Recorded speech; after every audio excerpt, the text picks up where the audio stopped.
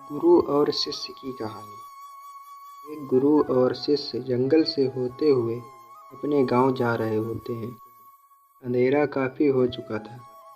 शिष्य ने अपने गुरु से कहा कि गुरुजी, काफ़ी रात हो चुकी है, अगर आप कहें तो आज की रात यहीं आसपास किसी गांव में गुजार लें।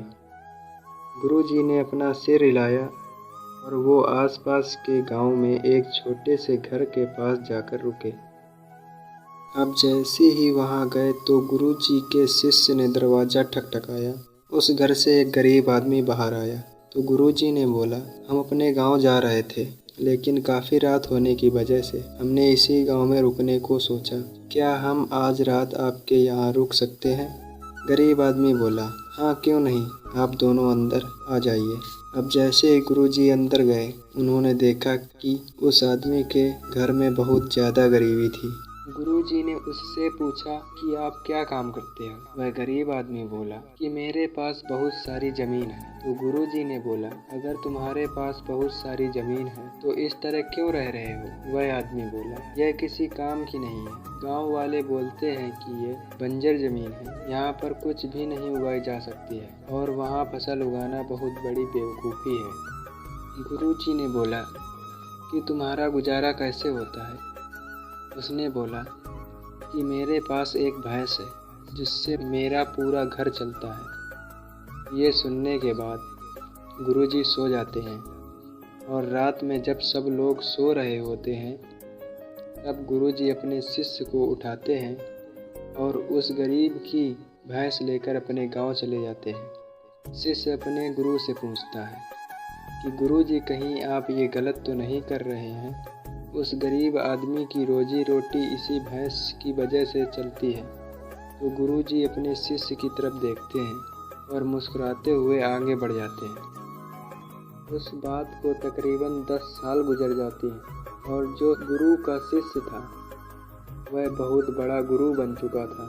तो एक दिन उन्हें उस गरीब आदमी की याद आती है कि मेरे गुरु ने उस आदमी के साथ अच्छा नहीं किया था, मुझे एक बार चलकर देखना चाहिए कि वह आदमी अब किस परिस्थिति में है। वह शिष्य उस गांव की तरफ जाता है और वहां जैसे ही पहुंचता है तो वह देखता है कि जहां पर उस गरीब आदमी का झोपड़ा था वहां पर एक बड़ा ही आलीशान महल बन चुका था और उस झोपड़ी के बाहर जो बंजर ज़मीन थी उस पर फल और फूल के बगीचे थे।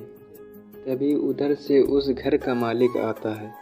शिष्य उसे पहचान लेता है और उस आदमी को बोलता है, तुमने मुझे पहचाना?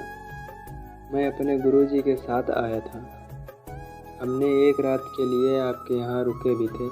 वह आदमी उसे पहचान लेता है और बोलता है कि आप उस रात कहाँ चले गए थे? और उस रात के बाद मेरी भैंस कहीं चली गई थी, मेरे पास कोई रास्ता नहीं था, तो मैंने अपनी ज़मीन पर मेहनत की और फसल निकल आई और आज मैं इस गांव का सबसे बड़ा और सबसे अमीर आदमी बन चुका हूँ।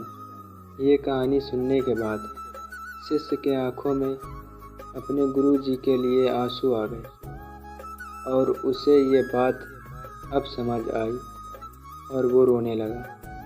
इस कहानी से हमें यह सीख मिलती है कि हमारे अंदर ऐसी बहुत सी टैलेंट छुपी हुई है, लेकिन हमें कोई ना कोई चीज़ रोक कर रखती है। वो आपके फैमिली वाले भी हो सकते हैं, आपके आस पड़ोस वाले भी हो सकते हैं। देखिए, आपके पास भी तो भैंस की जैसी कोई दूसरी चीज़ तो नहीं है जिसने आपको आगे बढ़ने से रोक रखा है। तो दोस्तों, अगर ये आपको स्टोरी अच्छी लगी है तो हमारे YouTube चैनल को ज़रूर सब्सक्राइब करें। धन्यवाद।